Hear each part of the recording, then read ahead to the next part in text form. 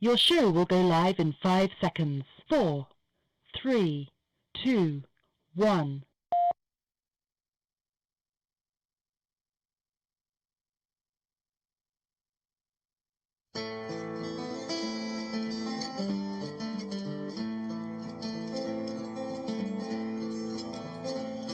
Oh Polly, it's for your sake alone. I left my dear old father, my country and my home. I left my dear old mother to weep and to mourn. I am a rebel soldier and far from my home. It's grape shot and musket and the cannon lumber loud. There's many a mangled body, the blanket for their shroud. There's many a mangled body left on the fields alone. I am a rebel soldier and far from my home. Okay, thanks so much for joining me here today on the broadcast. I'm your host, James White, and we should all be rebel soldiers at this point in time because we can see the grip of tyranny is tightening on us every single day, and the only thing we can do is just fight back, throw ourselves against the gears of the machine, and grind it to a halt. We so much appreciate you again joining us here today on the show. We have a returning guest, someone I consider a friend of mine from across the pond, if you will. He's been here. It's been a couple of years since he's been on the show. He's one of the leading authors and researchers into the Titanic and everything that surrounded that. That's not why we're here talking today. We may bring that up. But if you're not familiar with John Hamer, check out his great work here. We have a page here. I'm going to bring up a page here real quick on Amazon and show you. There we go here. This is all the fine works that he's produced. He's a speaker, an author, an all-around pretty good fella. He's got a good grasp of history, and we're delighted to have him on the show with us today.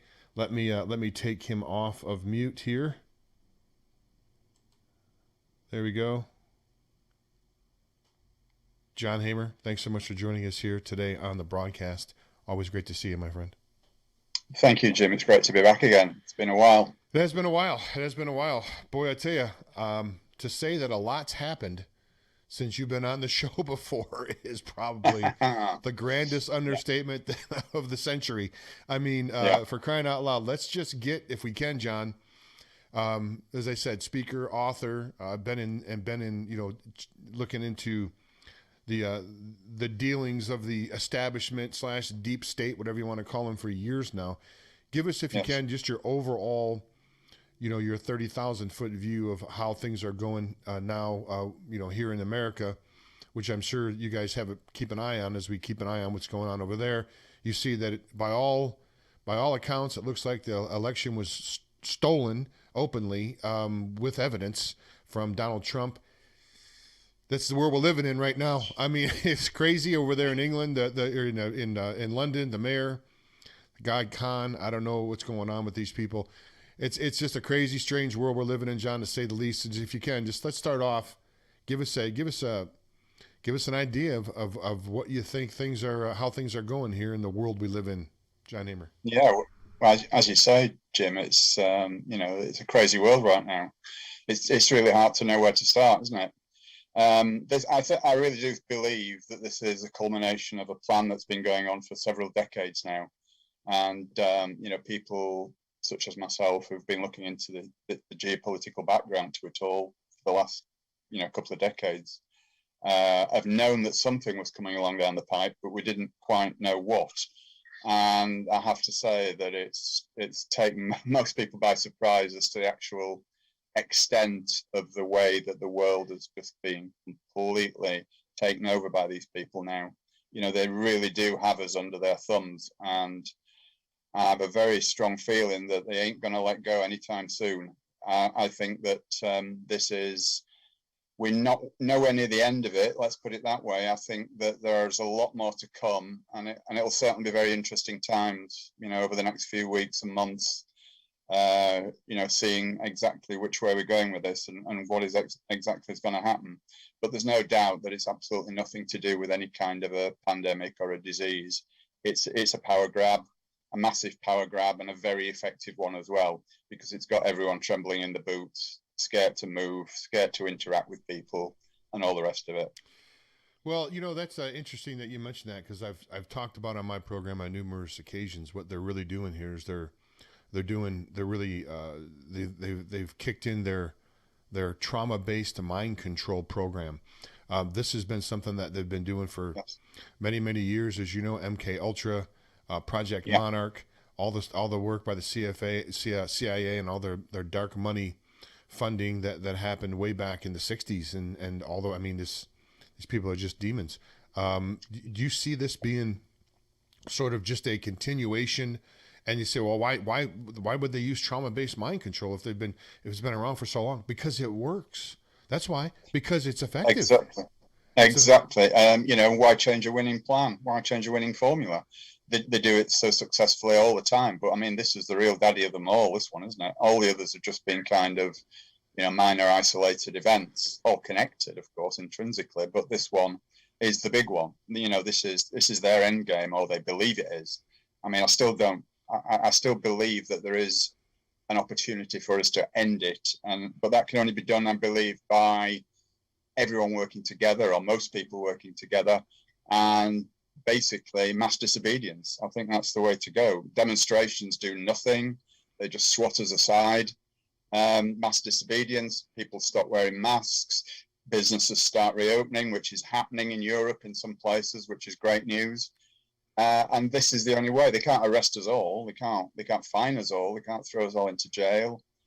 This is the only way to fight them. But I believe it is possible. So I remain optimistic, cautiously optimistic. Well, I mentioned on this program numerous occasions where we don't have to get out baseball bats, tire irons, firearms, and cause any bloodshed or any of that stuff.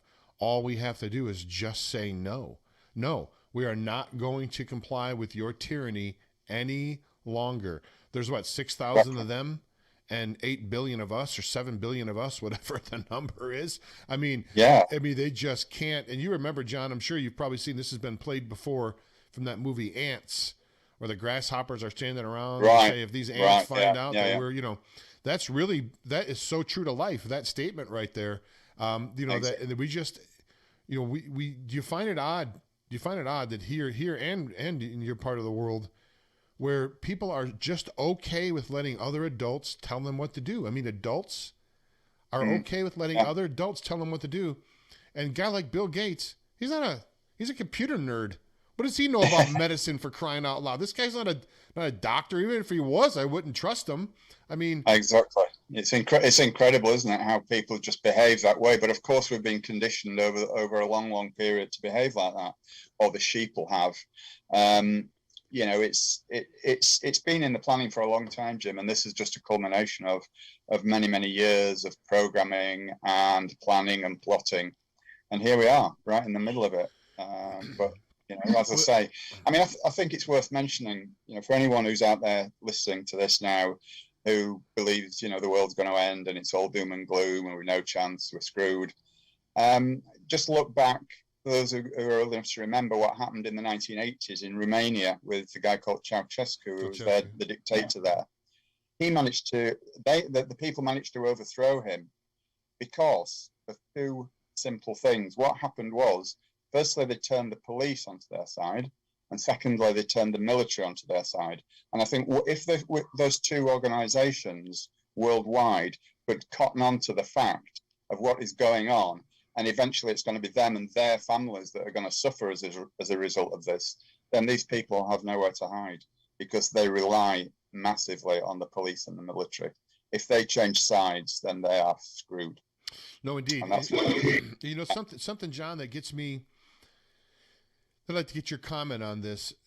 The level of propaganda that they've been able to put on the folks it's like unprecedented. The way that they've been able to, with their propaganda, the brainwashing and the conditioning, it even says right on the box of the masks, does not protect against COVID-19. Doesn't matter. Logic doesn't matter. You still have to wear it, and people get mad at you if you're not wearing one, and it even says right there it doesn't protect against it. How powerful is the conditioning again, John, that they've managed to be able to activate the mechanism inside us that really responds to feelings that has overridden like logic and science now. Feelings rule the day. Logic and science be damned. That's some powerful conditioning, John, to put us in that position. Would you agree? Oh, definitely. I mean, these people are masters of human psychology, absolute masters. I mean, they've been working on this for decades, if not centuries. I mean, someone called Edward Bernays, who was the father of propaganda, and he instigated a lot of psychological conditioning, which has filtered through right to this day, and all our lives we've been subjected to this without realizing it, through that dreadful square tube in the corner of our living rooms, that pumps out filth and propaganda 24/7. The best advice I would give anybody is to just unplug the damn thing and switch it off, because it really that is a massive weapon of theirs, and they use that absolutely brilliantly. You have to take your hats off to them and concede that. Yeah. Well, one of the things that's been in the news, and of course, I don't think we've even talked about this last time, and it's going to be let me set this question up for you. The Q and anons, and you've seen the Q boards and everything like that. Yeah. Pardon me. There's a big argument right now. Is it a LARP? Is it fake? Is it a psyop? And I've said this on the show before. Here's the way I look at it. Over the last 5 years, John, we have found out about Epstein, the Wiener laptop, Nexium, sex cult. We found out about Epstein's Island, what goes on there. Ghislaine Maxwell, and everything that she's done. All of these things and more. Like, they've been doing this stuff, adrenochrome, spirit cooking. They've been doing this stuff for a long time. Yet now, just over the last 4 or 5 years, coincidentally enough, when Donald Trump has been president of the United States, all this information comes out in the open. They never wanted this information to come out in the open to know how they really operate. Do you see, John, the Q group talks about the Great Awakening, whether they're legitimate or not legitimate? That's not really the point of this question. Do you see a Great Awakening occurring where they can't continue? The con, as I said before in the show, the con can only continue as long as the people being conned don't recognize that they're being conned. Once they realize that they're being conned, the con falls apart. I think the con's about to fall apart on these scoundrels, John. You have any thoughts on that? Yeah, I mean, I hope you're right, Jim. It's my dear wish too that this will all come to an end, and one of the ways it will come to an end, as you say, is by people awakening. And I think we are seeing a slow awakening. I'm noticing it in lots and lots of different ways. More and more people are waking up. You speak to people in the street; they may not know what the grand plan is. They may not know what the the overall bigger picture, the overall grand conspiracy is, but they definitely know that something is not quite right with what's going on right now.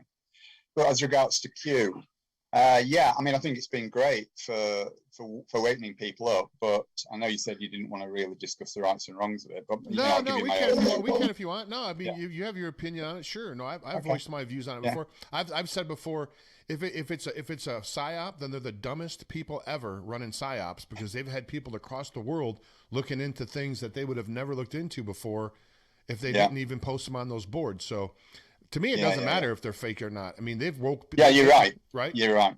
Yeah, absolutely. But my own opinion is that it is a kind of a psyop, as you say, not a particularly successful one, because it's had the opposite effect to what was intended. But I never believed for 1 minute that Trump was going to be the savior of the world. I know he's kind of the lesser of two evils, but I think that's about the best that can be said for him, in my view, of course. I mean, other people may have different views, and I hope I'm wrong. I hope he does come back and clean up the world, as Q keep telling us that that's going to happen. But personally, I just can't see it. But I live in hope. Hey, listen, I mean, these people have been deeply rooted for I don't know, I guess depends upon who you talk to, perhaps thousands of years. They go back to the Babylonian times. I mean, these bloodlines and everything that, I mean, Yeah. you're probably familiar with the great work of Fritz Springmeier, Bloodlines and Yes, the indeed. Illuminati. I mean, this is not fake stuff. I mean, this is real. These people, there is really a group of people that are colluding together, to enrich themselves and enslave us. And they've had the upper hand for a long time, John. They've had the upper hand for a long, Yeah. long time. Yeah. I mean, basically, excuse me, Jim. Basically, I believe that. Well, I don't believe. I know that they're all psychopaths, and I think most of the people in my situation, your situation, realize that they are all clinical psychopaths, and clinical psychopaths behave in a totally different way to we normal people. They have no empathy at all. They have no conscience. They have no qualms about wreaking havoc, destruction, murder, whatever. In fact, they take great delight in it. So they are a breed apart. And I think the problem that most, again, to use that word, normal people have is that they cannot conceive that anybody would behave in the way that these monsters do. And believe me, they are monsters, as I'm sure you know. So that is a great advantage for them, because this is why people find it so hard to come to terms with what these people are actually doing and what they're actually inflicting upon the world. So it's a sort of a brilliance. It's a sadistic, it's an evil brilliance, but nevertheless, they really have all got this all worked out to a T. No, indeed, what you say is so accurate. I've mentioned it before. People say, well, I can't believe, Jim, I would never do anything like that. I can't believe they would. Nope. No, exactly. You probably wouldn't do anything like that. You probably wouldn't even in your wildest imaginations thinking of doing some of the things these people have done. But they're not you. They have a whole different code. Exactly, Jim. They have a whole different code. So tell us if you can, John. We had you on before, and we talked about. We had a great show. I think we did a couple of great shows. I think the first one we did was on the Titanic. That you've done a lot of great research on that, and then you published your book on the Titanic. I don't know if it's on this list here. Let me bring this list back up here on Amazon. Yeah, it is. Yeah. So tell us if we can about the Olympic. Tell us if you can, John, about your obviously quite a prolific author. You've had several books here published.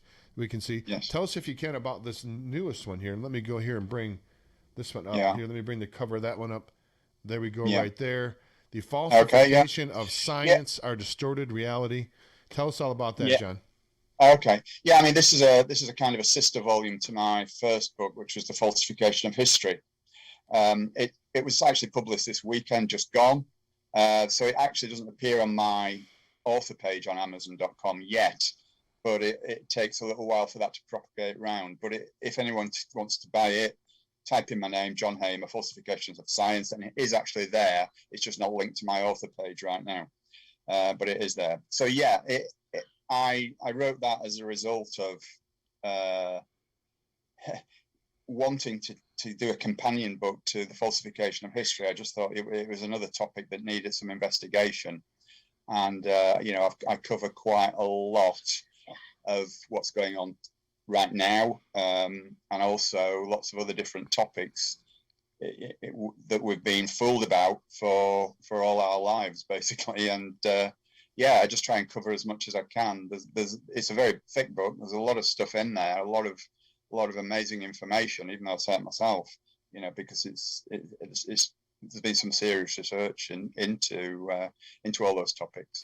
Well, I'm pretty proud of it. Well, what people don't understand is when you talk about, for example, and let's just use one example here in America, you have the Rockefeller Foundation, Rockefeller, and of course we know their, bloodline evil family that have been operating here for well over 100 years here in America. But what they would do is they would a couple of things they would do is they would go into a town and start supporting the local newspaper, start advertising with it heavily. And then when it came time that the newspaper expanded and grew and got a larger facility and hired more folks, then they would say, okay, well, if you want us to continue to advertise with it, you're going to have to slant things in our direction. Well, they did the same thing with universities. They only granted money to universities, and that's where all the money was available if you did research and conducted science that was favorable to the establishment, you got money. Exactly. If you didn't, Exactly. you didn't. Yeah. So with the way that what they did was, the only people that were able to get the money to do the research were the people that were in their pocket. So the science, quote unquote, that you see, that you think you know, understand that was a lot of that research to come to the conclusions in that science, in those studies, were funded by people that don't necessarily have all of our best interest in mind.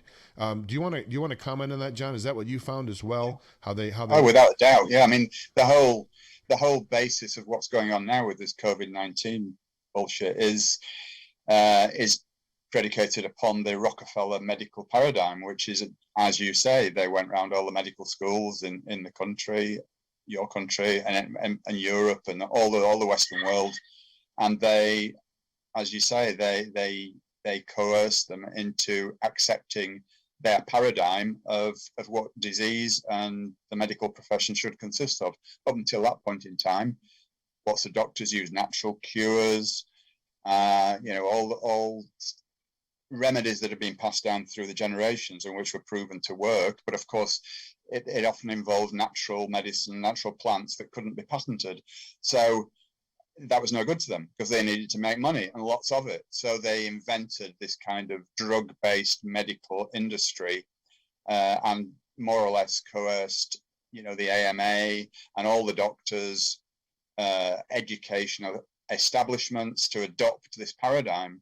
And of course, it's made them very rich, but it's also created a lot of misery. As you know, as I'm sure you know, there's something like, in the US, something like 800,000 people die every year from doctor and hospital error, which includes drug-related deaths too. So the whole thing is just a huge money-making scam. That information may be kind of an anathema to some people, but I can assure you it's absolutely true according to my research. Well, no, and people wonder, well, geez, how did that happen? How did they get it? They just paid people off. They bribed people, and they said, okay, we'll take the money.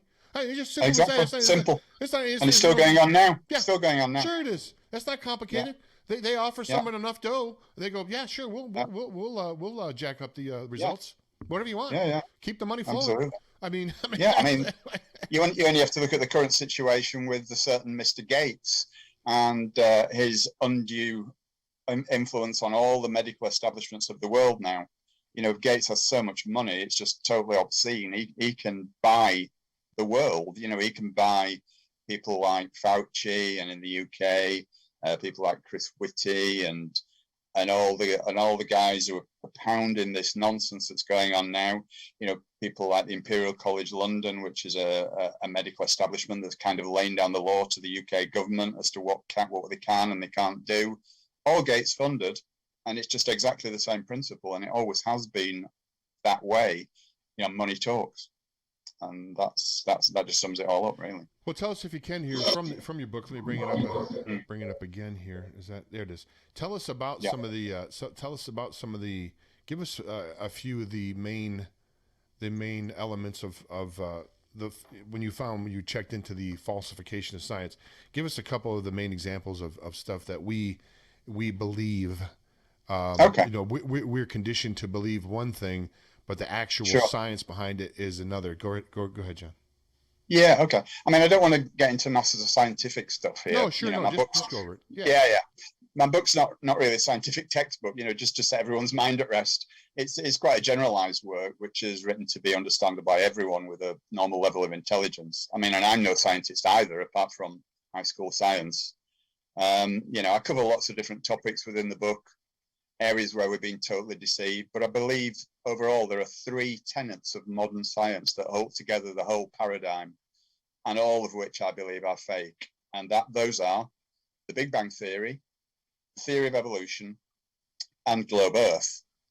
Now, I can hear everyone saying, oh my goodness, he's not a flat earther, is he? But just give me a minute. Okay. Anyway, before I go on to that, the key issue is that without those 3 principles, the whole basis of modern science would just collapse. And this is what keeps us all in our tiny enclosed box of reality and propounds the falsehood that we're a cosmic accident, a kind of a chance occurrence, and we're just one of probably trillions of other intelligent life forms throughout the universe, instead of being, as I believe we are, the center of it and an extremely important component of all creation. So, in effect, creating that fake paradigm renders we and our lives almost completely worthless and meaningless. And so they have to perpetuate those three myths in order to maintain that. So that's just a kind of a generalization as to what to expect with the book.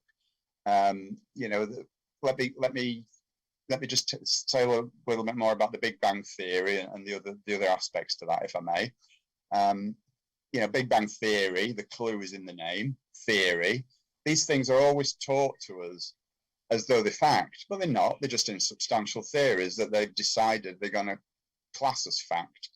I mean, no one knows, no one, not even mainstream science, how the universe was created, you know, despite their disingenuous claims to the contrary.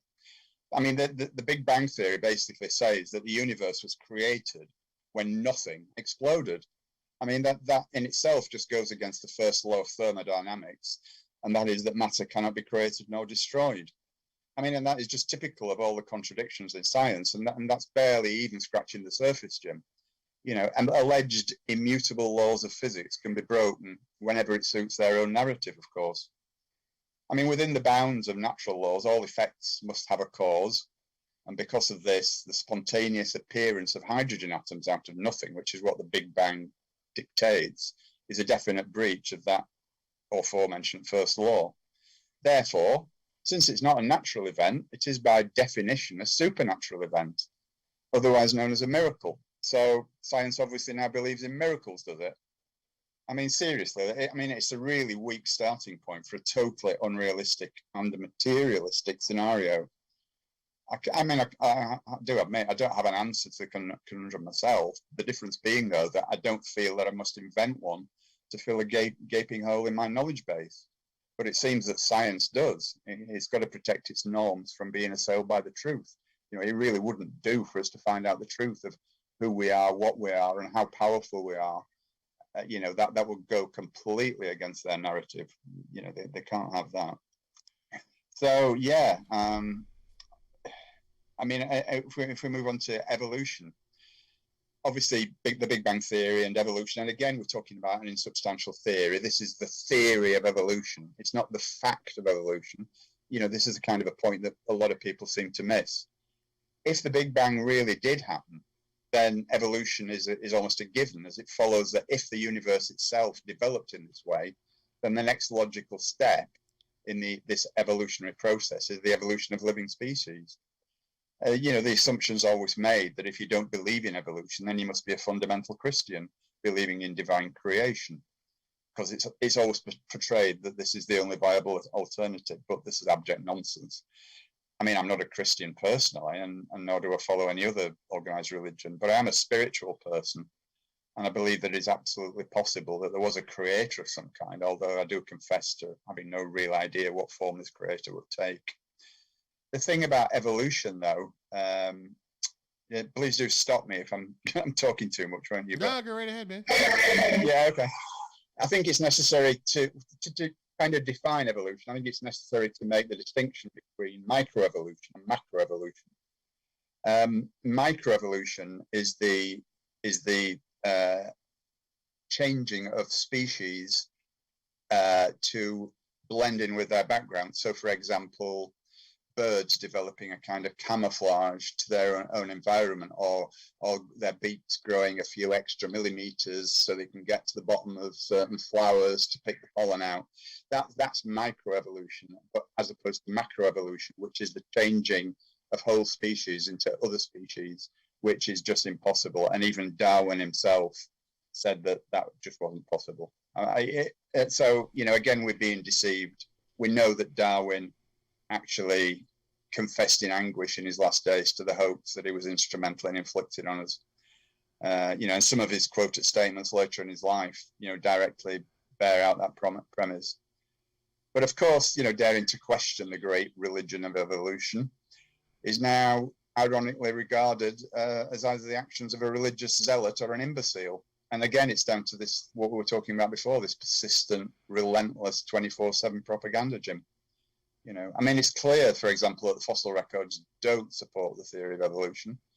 There are no fossil records of any missing links. And if species change from one into another, there would be millions of them, and there are absolutely none. And not one evolutionist can offer an answer to that particular riddle.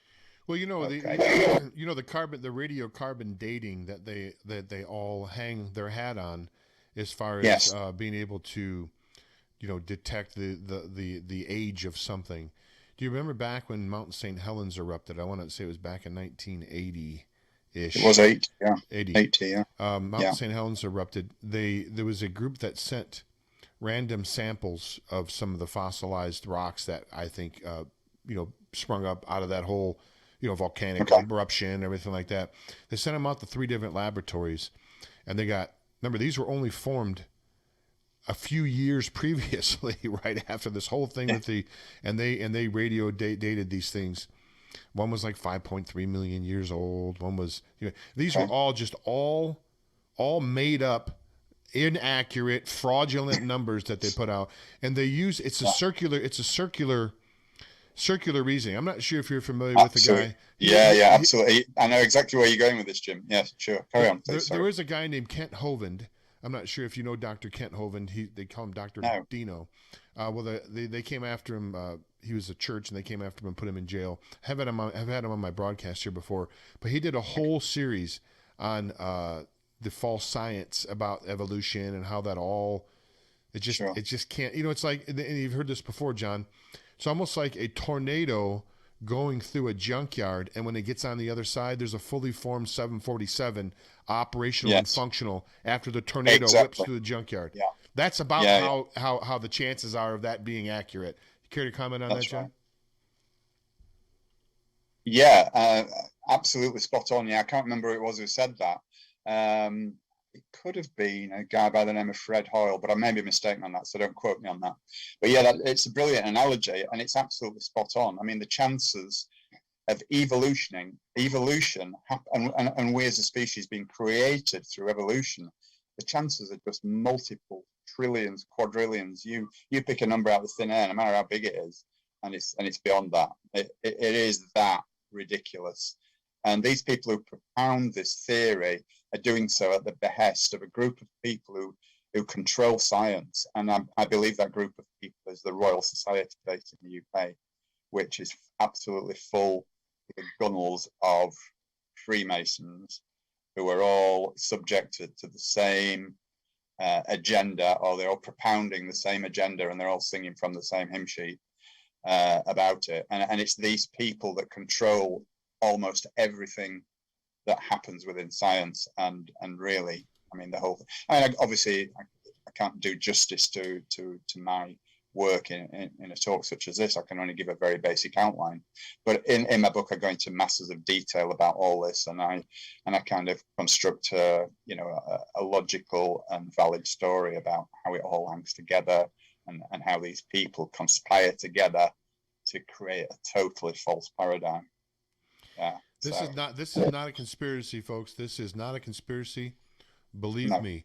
I mean, to think now that this whole bloodline thing and this establishment, deep state, that's all just a conspiracy theory. If you really are sitting there saying that, you've ignored evidence, open evidence that is easy to find. All you have to do is just look into it. We are, John. We are on the cusp, I think, here of, well, they talk about the Great Reset, right? There's a great reset coming, regardless of what you and I or anybody else does, how many shows I do, it doesn't matter, right? There's a great reset coming, but here's the big question: who is the Great Reset going to favor? Is it going to favor the folks, or is it going to favor the establishment? And I think that is the crux of the battle that we're in right now.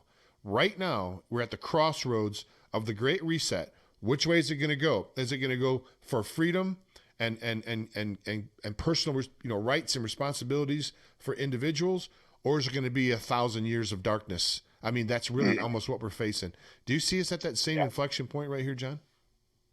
Yeah, without a doubt. I mean, the thing is, we're already getting a taste of it, Jim. This is just a very brief taster.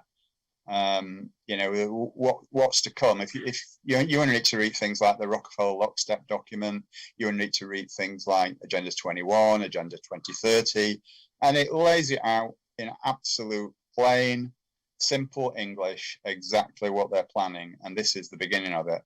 So if anyone thinks that this is going to be over by, you know, mid this year, and, you know, yeah, when we've all been vaccinated and, you know, everything's going to go back to normal, I would urge them to think again very seriously, because it just ain't going to happen, my friend. If they get their own way, as I said earlier, I hope they don't get their own way, because I think we still do have an opportunity to change the world. And I think the only way that we will stop them is if we can all wake up and pretty quick and put plans in place to stop them, such as I said, mass disobedience would be a great way to start, because they couldn't do anything. You know, if everyone said no, no, no, they couldn't do anything. They would be screwed. And this is what I am, and many others, of course, are trying to do. We're trying to get people to that point where they can actually have the courage to stand up to these people, because, as you rightly said at the beginning, there are nearly 8 billion of us and a few thousand of them. Well, we got the old grasshopper thing, isn't it? We have a question that's coming through the chat room here, and get your idea on that. Get your thoughts on this. So there's a rumor that a lot of the deep state have already been arrested and executed. What's your thoughts on that? And you've probably heard that, John, where they've already get sent to Gitmo. Some of these people are doubles. Now, I will say this. And I didn't take the video, but I saw a couple different angles on it. There was a video that was out a few months back where the Pope was out on a ledge speaking, and he turned around to walk back in, and he disappeared. Like he disappeared before he actually got inside. It was like a hologram. I mean, like the planes on 9/11, yeah. right. So it was a hologram. It looked like he had turned around to walk back in, and he just disappeared. And there was a couple different camera angles on that. Okay. But that's some more of the stuff that you hear with that, is that there was a case when Biden was one time when he was running up to the election, where there was a video of him standing in front of the podium talking like I am right now, like you see here talking.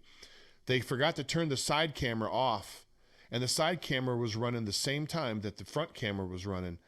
On the side camera, there was nobody standing there. But the front camera, it looked just like Joe Biden talking. Looked to me, I don't know how they pulled that one off. Hologram or don't know, right? I don't do the programming. But what do you think about that line of quote unquote, I guess, conspiracy theories, people being arrested, bodied? Have you heard any of that stuff? And what's your thoughts on any of that?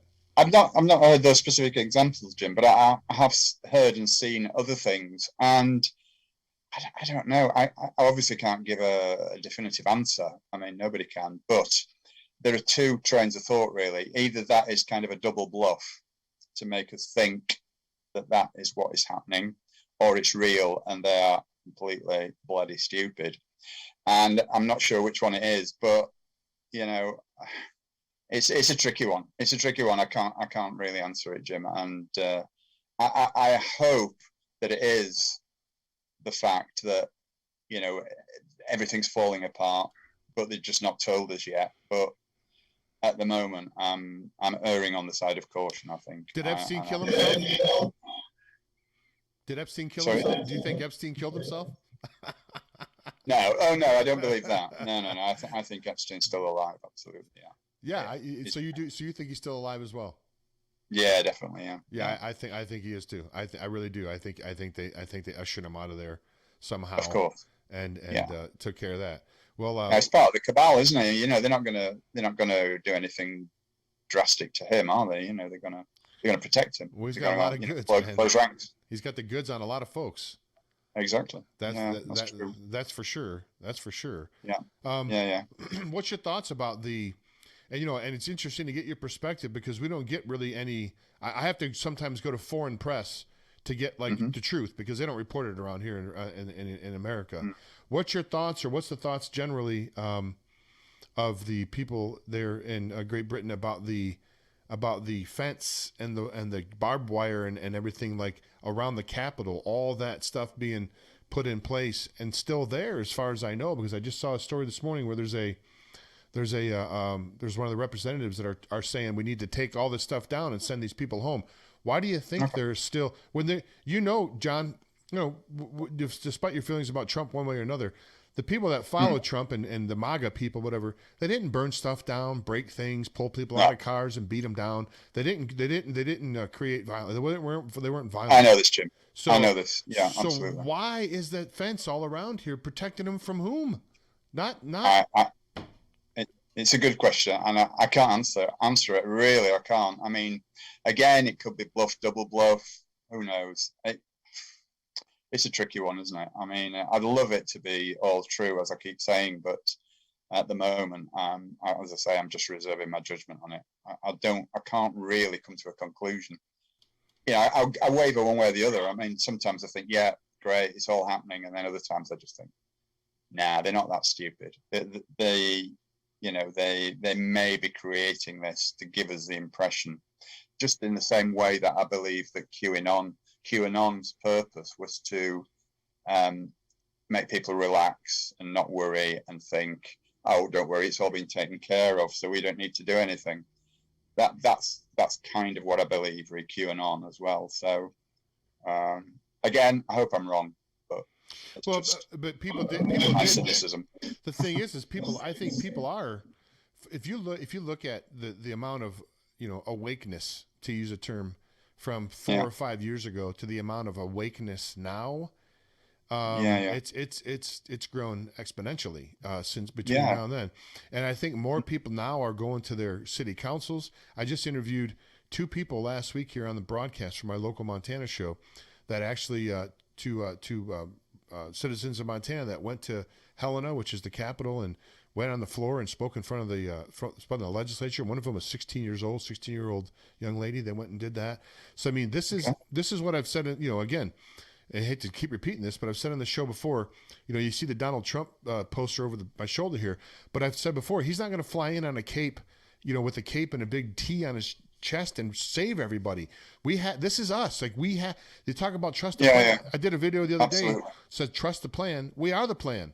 The plan is for us to stand up. That's the plan, for us to fight back and to let them know we're not going to take this any longer. Would you agree, John? Exactly. Yeah, definitely. I mean, and again, that kind of reiterates my point. And that last time I spoke a few minutes ago, and that is that the QAnon thing, I believe, was to kind of make us all stop resisting in a way, because it kind of creates the impression that everything's been taken care of and we don't need to worry, so we just sit back and relax and just think, great, on such and such a date it will all be sorted out and we don't need to worry, and so it kind of lessens your resistance to what's going on. But you're right, I think everyone has to take responsibility for this and not leave it to other people. Anyone who's awake, it's their responsibility now to make sure that they spread the message. And of course, this is what I'm trying to do by writing books. I realize not everyone can write books, but they can tell people. And I know it's hard sometimes, you get ridiculed and you get called an idiot and shunned and you lose friends, which has happened to me. But it's our responsibility to do that, Jim, I believe. And, I think everyone has the capability to do that, as difficult as it might be. Well, you bring up a good point. You get your message across in books. I write articles and do radio shows. Exactly. Some people do music. Some people even do skits, even do like plays and skits. I mean, everybody is impacted differently by the different, awakened the tools that we can use to awaken them. That's why we all have our own different skill sets too. And whatever that may be, it could be. It might be just something, as you say, just something simple, like actually just spreading the word, just by individual to individual. You don't have to be a writer or a speaker or a broadcaster. You just or a musician. You just need to talk to people. No, you're fine. Do you see, John, how they've so masterfully used the term political correctness to shape people, to shape the narrative, to have like a chilling effect on people, so they don't want to speak out, they don't want to stand up, they don't want to go against the establishment, because when they do, then they are ostracized by, they don't want to be, no one wants to be an outcast, right? I mean, generally speaking, we're sort of a herd type mentality. We all want to be part of the group. We don't want to be the one that's outcast and, you know, ridiculed and made fun of, that type of thing. I think they play on that. They know so Yeah, massively. I mean, again, it comes down to the fact that, you know, they're masters of human psychology. And, you know, that's just an element of it. I mean, political correctness was first formulated in the Soviet Union in the 1920s to stem dissidents, you know, and that was very successful, and it's just been carried on. And what we're seeing today, some people call it fascism. Well, I have this discussion a lot with people. It's not fascism, it is totalitarianism, but it's actually communism. But we never, ever hear that it's communism. Somehow communism is not a dirty word anymore, but fascism really is. And I think that is a deliberate construct as well. You know, we hear a lot of people say, "Oh, we're turning into a fascist state." Well, if you look at what fascism is, I'm not condoning fascism, don't get me wrong, but it's absolutely nothing like what we have now. What we have now is communism derived directly from the Soviet Union and from China. Simple as. No, indeed, you're correct. You're correct. Just for a recap, John, I just pulled up your Titanic's Last Secret. Just give a quick recap of that. Now, the Olympia, I believe, was the sister ship to the Titanic. Now we've heard historically. Let's just touch on that for a quick second. We've heard historically that after the Titanic sank, they formed the Federal Reserve because there was people that didn't want to form the Federal Reserve. They sunk. They went down with the ship, so to speak. Then they formed the Federal Reserve. I'm sure you're familiar with that history. That part of the history, is that accurate based upon your research? And tell us to kind of let us know your perspective on that whole narrative, because we talked before. We're lied to and tricked and conned about just about everything, unless it benefits them. What's your thoughts on that whole that topic about the Federal Reserve and about the people on the Titanic? Yeah, good question. I mean, it's a huge topic. I mean, as you know, I mean, I once did a podcast to a US station for 4 hours just talking about Titanic. So you can imagine how big it is, how vast the whole thing is, and how big the conspiracy was. It was absolutely huge. But yeah, you're right. I mean, an element of it was to get rid of the Federal Reserve opposition, without a doubt, because what a lot of people don't realize was that good old J.P. Morgan, who was one of the intrinsic instigators of the Federal Reserve System in the early 20th century, he actually owned the White Star Line, of which Titanic was a part. And I mean, and again, I'll just try and do it in a very, very small nutshell. But basically what happened, as you said, Titanic had a sister ship called RMS Olympic. They were virtually identical, not totally, but virtually identical.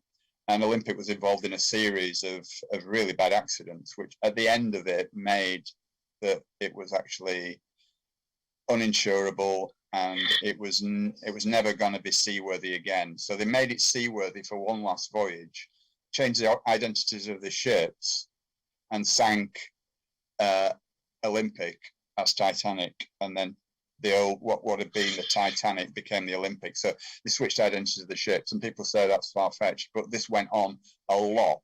It's just that Titanic was the more, shall we say, popular kind of incident of it. But it was a common scam amongst shipping insurance frauds in those days. It was done all the time, changing the identity of ships and then sinking the other one. So all the movies, all the fanfare, Leonardo DiCaprio, all that stuff, it was all just a big insurance job, is what you're saying.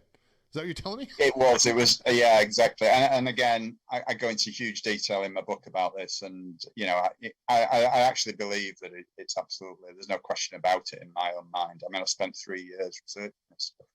I went all over the place, you know, gathering information, speaking to people. You know, went to Belfast where the ship was built, and spoke to families at the shipyards, and they told me the same story, even though they didn't know each other, these people, that their grandfathers or great-grandfathers who ever been involved had all said to them, you know, there's things going on behind those gates that I'm not allowed to speak about, and if I do, you know, I'll never work again, kind of thing, because those were the threats that they used in those days. And of course, there was no social security or anything of that kind. So the inability to work was almost a death sentence, really. So that was how they covered it up. It was quite easy to do. But yeah, regarding the Federal Reserve situation, there were four prominent people who were opposing the Federal Reserve Bank, and that was Charles Lindbergh, not the flyer, his father, Charles Lindbergh Sr., who was a congressman. There was Isidore Straus, who owned Macy's department store. There was J.J. Astor, John Astor, who was the richest man in the world at the time, and Benjamin Guggenheim, who was a railway and mining millionaire. And those four people strongly opposed it because they knew that what would happen when the Federal Reserve was formed was that rampant inflation would ensue. And that, of course, that is exactly what did happen, because the Federal Reserve took away the ability of the American government to produce its own money. The only way that money is produced in the States now, ever since then, so for the last 107 years and more, it has been by borrowing it from the Federal Reserve with interest accrued. And the only way that interest can be paid back is by printing more money. So it's just a vicious circle. And this is why the American national debt is $30 trillion or whatever it is now. I can't remember the figures. But yeah, but the reason that those four people opposed the Federal Reserve was not through any altruism for the people.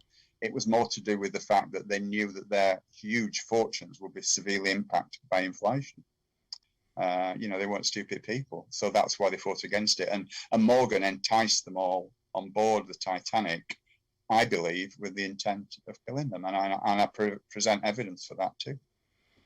Wow. Yeah, folks, if you haven't had a chance to check out John's work, we had a great show, you and I think we talked about that. I think we had an hour show a couple of years ago. And you can just look up on my Northwest Liberty News channel, folks. Look, just go to YouTube, Northwest Liberty News, and just type in John Hamer, just like it's spelled here, John Hamer, and you'll be able to bring up the videos that I think we did 2 or 3 interviews previously. I don't remember. It's been too long. We gotta have you back on. We have to have you back on more regularly. Yeah. We've only got about eight minutes or so here, roughly, John, before the end of the show.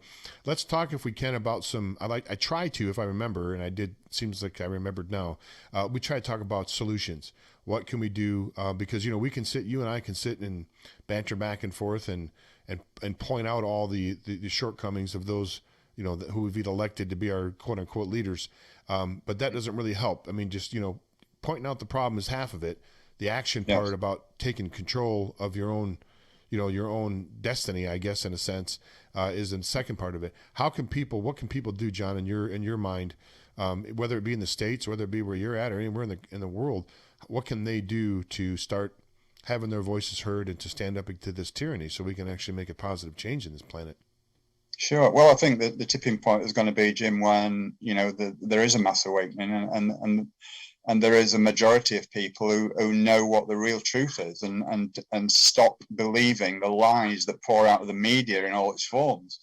And to do that is, as I said before, it's tell people, it's get the message over, as you and I are doing. But we need the people who don't have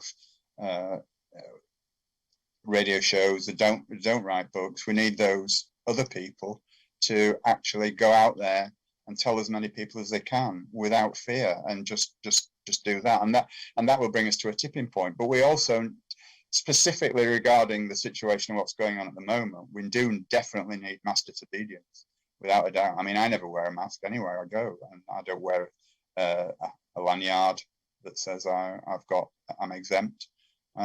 Because there's nothing they can do to you if you don't wear a mask. There's all these stories about people being fined for not wearing masks, but I'm skeptical about that, because it's not compulsive. It's not compulsory to wear masks. There are no laws. These are only guidelines. They're not actually set in stone. They call them mandates, I think, over here. Mandates. Yeah.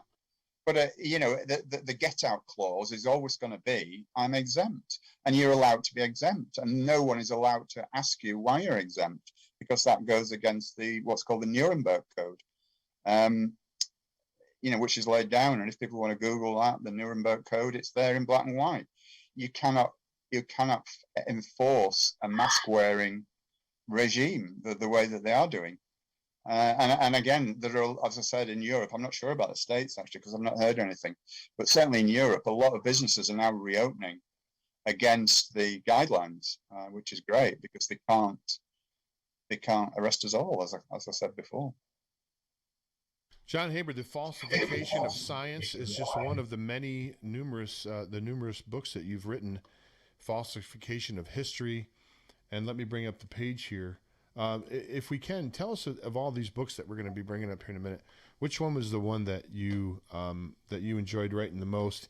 When you started looking into the Titanic, or you started looking into the false history, the false science, which one of those, or I see JFK. Interesting. That's that's another thing. We didn't even have a chance to talk about that, about the whole JFK Jr. and all that. Maybe for another time, that one, Jim, I think. But I mean, out of all of them, I think probably the Titanic, because I was always really, really interested in the Titanic story. And when I actually found out a little bit about the fact that it probably wasn't real, that kind of set me on that road, and I was fascinated with the information that I got together, and I couldn't believe some of it, but it was there in black and white, and it was obviously real. And so, that was the thing that interested me most of all. But I mean, every single book had a different kind of approach to it, a different slant to it, and there were always different bits of information that I found out through my years and years and years of research that absolutely, surprised me and shocked me even. Yeah, that's my website. Here's your website here. This is your website, the Falsification of History. A lot of great topics on here. I've been to this site. I have been to this site before. We were on before, I believe. Check out what John's got going on. The Falsification of History. .co.uk. Falsification of History. Let me put this in the chat room here. Falsification of History.co.uk. Let me put this here in the chat room. Thanks, there. Oh, you're welcome. John Hamer, last question here. What would you suggest the one thing that someone can do right now that's listening to this broadcast? Many hands make light work. You've heard that saying, I'm sure, before. Yes. If we all get in the game, they cannot stop the overwhelming humanity that we have on our side. I mean, we have them outnumbered. I mean, just tens of thousands to one. I mean, literally.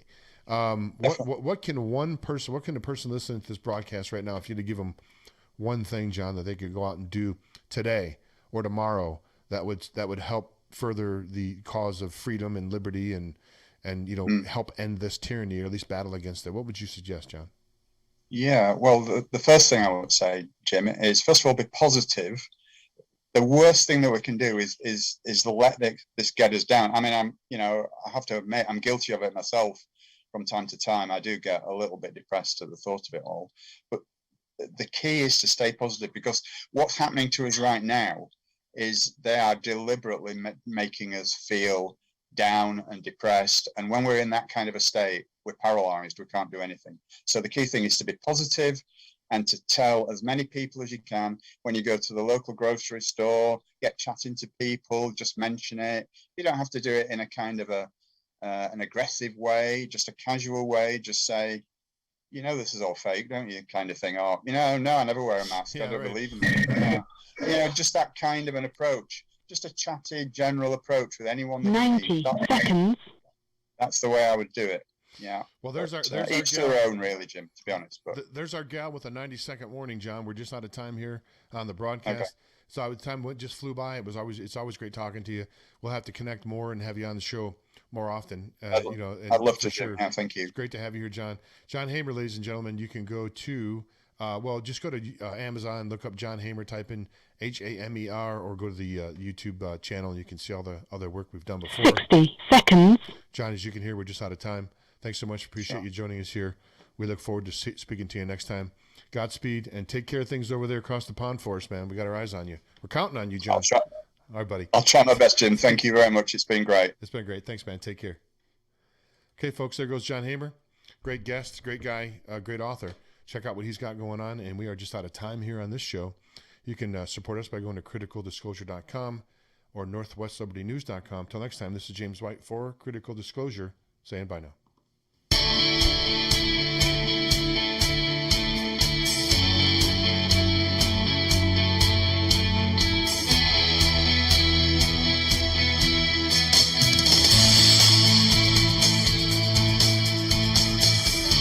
10 seconds.